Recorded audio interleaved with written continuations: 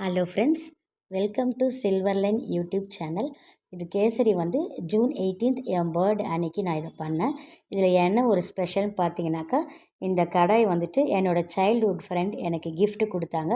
So அதை first ஒரு sweet பண்ணணும் அப்படின்றதுனால நான் அதை ஸ்வீட்டோடு ஆரம்பிச்சிருக்கேன். இதில் பாருங்கள், கேசரிக்கு தேவையான இன்க்ரீடியன்ஸ் எல்லாம் பாதம், முந்திரி, பிஸ்தா, நம்மளுக்கு என்ன நட்ஸ்லாம் தேவைப்படுதோ அதெல்லாம் நம்ம யூஸ் பண்ணிக்கலாம். இதை நல்லா பேன் ஹீட் ஆன பிறகு கீ அதில் ஆட் பண்ணிவிட்டு இந்த மாதிரி ட்ரை கிரேப்ஸ் எல்லாம் போட்டு ரோஸ்ட் பண்ணி எடுக்கணும்.